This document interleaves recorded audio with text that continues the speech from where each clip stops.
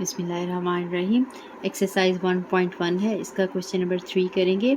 Express the following, a part है, the perimeter P of the square as a function of its area A. हमने perimeter P को लिखना है area के function की form में। तो पहले आपको पता होना चाहिए कि पेरीमीटर क्या होता है और एरिया क्या होता है। स्क्वायर है तो स्क्वायर की चारों साइड जो है वो सेम होती है। पेरीमीटर किसी भी शेप का हो तो उसका मतलब है कि उसकी जो आउटर बाउंड्री है उसकी लेंथ को कहते हैं। ठीक है, इसकी चारों साइड सेम है, दैट मीन के 4 टाइम हम मल्टीप्लाई करेंगे लेंथ के साथ तो हमारा पेरीमीटर आ जाएगा। ठीक है, और स्क्वायर का एरिया क्योंकि इसकी चारों साइड इक्वल होती हैं तो लेंथ मल्टीप्लाई बाय लेंथ होती हैं। तो हमने पहले वो जो एक लेंथ है वो सपोज कर लेते हैं, तो हम लिखेंगे let the length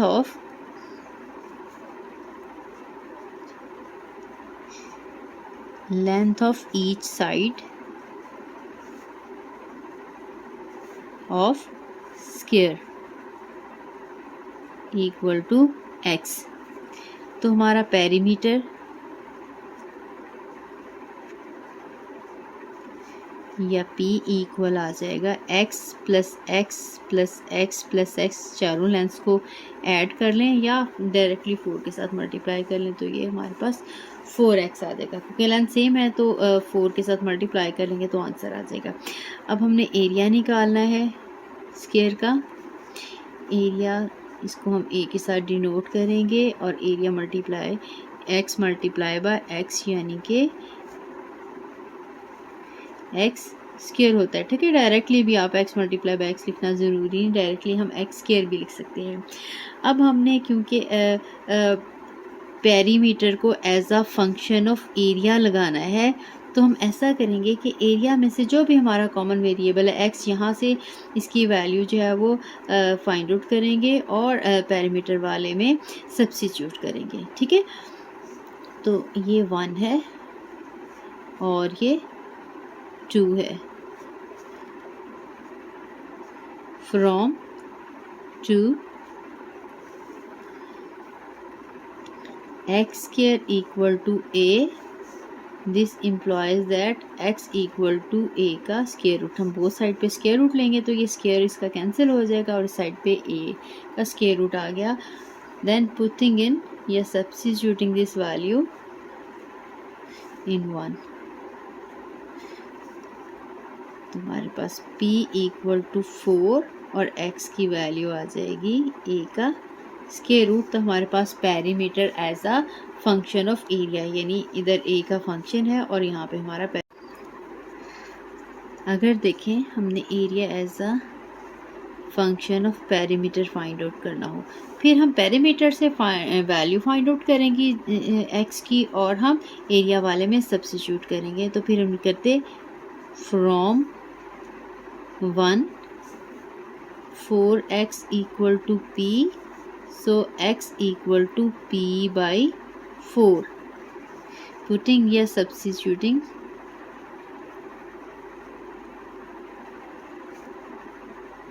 this value in 2, तो एरिया अब 1 अब 2 हमारे पास ये इसको 3 कह लेते हैं,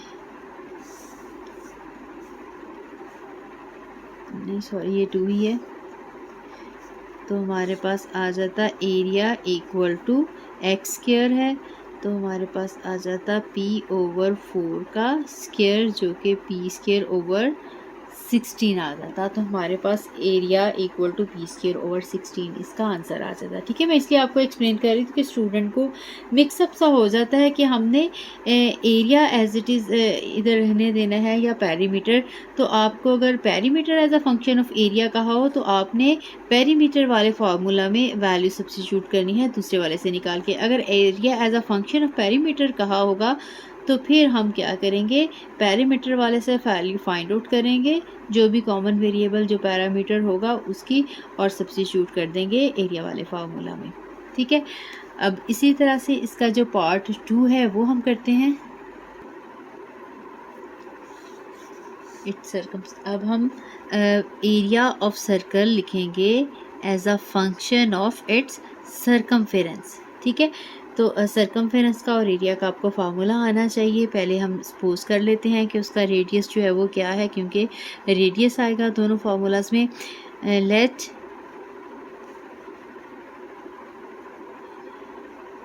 radius of circle equal to x, साथ में लिखना है तो यूनिट भी लिखते हैं, एक्स यूनिट, सेंटीमीटर, समथिंग कुछ भी हो सकता है। जब हमें ना पता हो तो फिर हम कहीं भी सपोज करना हो तो साथ में यूनिट्स एज इट इज़ लिख लेते हैं। पिछली वाली में भी हम लेंथ के साथ एक्स यूनिट्स जो है वो लिख देते तो ज़्यादा बेहतर रहा। ठीक है, अब हमने जो एरिया है सर्कल का वो आपको पता है कि पाई आर स्क्वायर होता है, और जो सरकमफेरेंस है वो 2 पाई आर होता है। अब हमने क्योंकि area as a function of circumference find out करना है, इसलिए आपने आर की वैल्यू जो है इस सरकमफेरेंस वाले में से फाइंड आउट करनी है और आपने एरिया वाले में सब्स्टिट्यूट करनी। ठीक है, ये 2 पाई ये तो कांस्टेंट नंबर्स हैं। ठीक है, इनमें जो पैरामीटर है वो आर है। So from 2 pi r equal to c, this implies that r is equal to c over 2 pi. Then substituting this value in 2 from 1, 2 से वैल्यू हमने फाइंड आउट की है तो 1 में लगानी है। a equal to pi r को replace कर देंगे c ओवर 2 पाई के साथ, और r का स्क्वायर है तो इसका स्क्वायर आ जाएगा। इसको हमने सिंप्लीफाई ही करना है, पाई ये स्क्वायर आ जाएगा c स्क्वायर, 2 का स्क्वायर 4 हो जाएगा, और पाई स्क्वायर एक पाई कैंसिल हो जाएगा, c स्क्वायर ओवर 4 पाई, जो कि हमारा आंसर है, जो कि हमारा रिलेशन है area as a function of its circumference. इसके बाद लास्ट पार्ट है इस क्वेश्चन का, थर्ड पार्ट है the volume v of a cube as a function of area a of its base. ठीक है, ये क्यूब है, क्यूब का आपने वॉल्यूम को एज अ फंक्शन बनाना है, volume as a function of its area of base. ठीक है, तो क्यूब की भी आपको पता है जो सारे फेसेस जो हैं वो इक्वल होते हैं। ठीक है, जिस तरह का लूडो का दाना होता है, डाई होती है, उसको हम क्यूब कहते हैं, जिसकी हर साइड जो है वो एक तरह की, उसको हम इस तरह से देखें, ये एक क्यूब है। ठीक है, इसकी बेस का एरिया, ठीक है, और इसका जो वॉल्यूम है, इनका हमने आपस में रिलेशन फाइंड आउट करना है, v as a function of area find out करना है। तो आपको इसके लिए भी साइड सपोज करनी है। पहले let the side of cube equal to x units. ठीक है, उसके बाद हमारा जो वॉल्यूम है वो आ जाएगा, लेंथ विड्थ एंड हाइट होता है तो ये x multiply by x multiply by x cube हो जाएगा, और एरिया बेस का क्योंकि स्क्वायर ही होगा तो जो एरिया है वो x स्क्वायर आ जाएगा। अब हमने क्योंकि वॉल्यूम को फंक्शन ऑफ a हमने बनाना है, इसलिए यहाँ से a से हम वैल्यू फाइंड आउट करेंगे और हम v वाले फार्मूला में सब्स्टिट्यूट करेंगे। From 2 x square equal to a implies that square root ले लेंगे तो x का आंसर आ जाएगा a square root.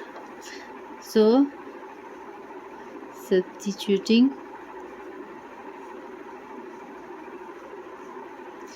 This value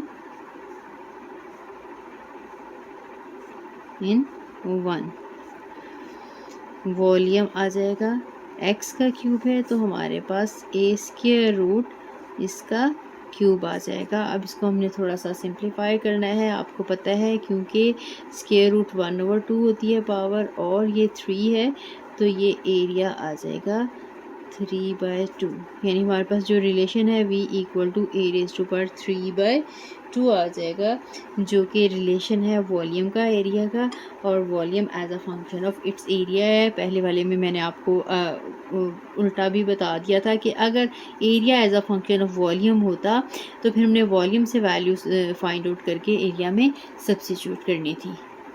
उम्मीद है कि आपको अच्छे से समझ आ गई है। फिर भी अगर कोई कन्फ्यूजन रह गई हो तो वो आप कमेंट करके मेरे से पूछ सकते हैं।